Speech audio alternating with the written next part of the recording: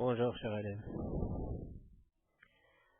je vous présente dans ce leçon. Pour construire l'image d'un objet, bien sûr, on doit suivre des étapes. Le point A se trouve sur l'axe, le point A de l'objet se trouve sur l'axe optique.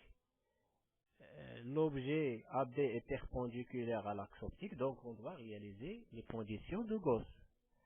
Ça veut dire quoi les conditions de Gauss? Quelles sont ces conditions? La première condition, c'est qu'il faut placer l'objet AB de façon perpendiculaire à l'axe et que les rayons sont proches à l'axe optique. Deuxièmement, il faut placer un diaphragme ici, tout près du centre optique pour que l'image soit nette. Voilà. Alors, où est l'image? Comment construire l'image? Pour cela, on doit rappeler les rayons particuliers. Un point A, on voit bien sûr des rayons dans toutes les directions. Parmi ces rayons, il y en a ceux qui traversent la lentille. Donc l'image du point A est le point A'. Et l'image du point B est le point B'. L'image de l'objet AB sont les suivantes. Donc, voilà, on réalise les conditions de Gauss, on schématise l'objet par un flèche AB, l'objet est perpendiculaire à l'axe optique, je pose la lentille et ses caractéristiques, le foyer image et le point symétrique foyer objet, et le foyer objet. Un rayon lumineux issu d'un point objet qui passe par le centre optique ne dévie pas. Il n'est pas dévié.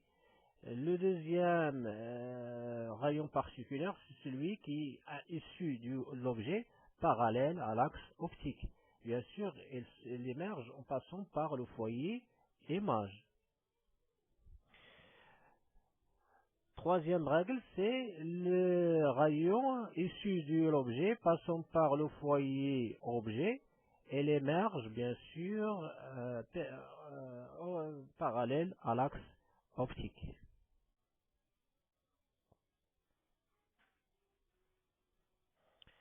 Donc on obtient ainsi à partir de chaque point B l'objet un point image B', qui est le point concours au moins des deux rayons, yani le point de rencontre des deux rayons.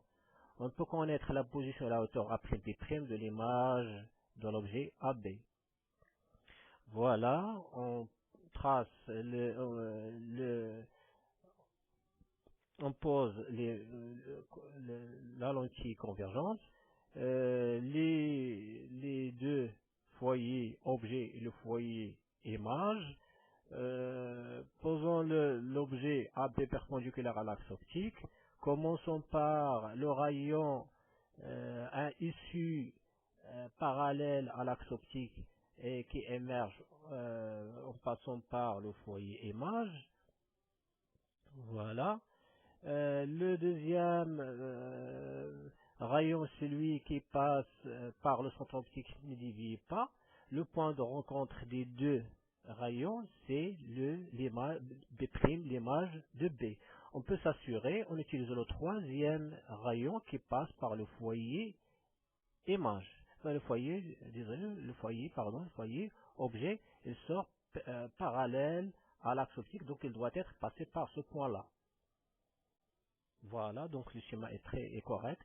Donc le B', c'est l'image de B. Puisque l'objet est perpendiculaire selon les conditions de Gauss est perpendiculaire à l'axe optique, l'image aussi il est perpendiculaire à l'axe optique.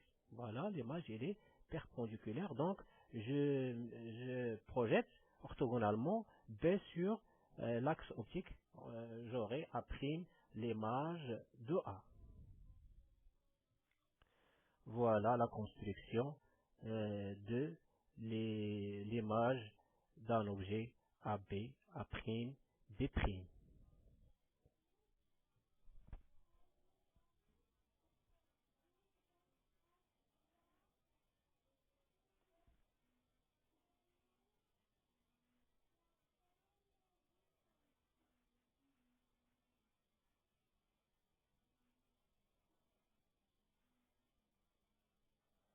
Donc voilà, ici l'objet AB, le foyer image, la lentille à bord, mais c'est la lentille convergente. Donc le foyer image, le symétrique de le foyer objet par rapport au centre, la distance focale au F', et voilà, donc en utilisant pour avoir l'image de cet objet AB, les rayons particuliers, le rayon parallèle à l'axe optique, issu parallèle à l'axe optique, émerge passant par le foyer image. Le rayon passe par le centre optique, bien sûr, et sort sans déviation. Maintenant, le cas où l'objet AB est situé entre le foyer et objet et là, bien sûr, et le centre optique. Voilà. Donc, en utilisant toujours les rayons particuliers, donc le premier rayon, c'est lui qui est issu parallèle à l'axe optique. On voit bien qu'ils sont passant par le foyer image, voilà, on monte. Donc, le deuxième rayon qui passe par le centre optique émerge et n'est pas dévié. Donc, on voit bien que les deux rayons s'écartent de ce côté. Donc, ils seront rencontrés de l'autre côté. Donc, voilà, on obtient ici le point de rencontre des deux rayons, B', c'est B', l'image de B. Il est situé à côté de l'objet, donc dans le champ de l'objet. Donc, puisque l'objet est perpendiculaire à l'axe optique, l'image, elle aussi, est perpendiculaire à l'axe optique, donc A' est l'image de A. Donc on voit bien que l'image n'est pas renversée, elle est droite et grande. Donc cette image s'appelle image, c'est une image virtuelle. Et je vous remercie de votre attention. Voilà, donc merci de votre attention. À la prochaine.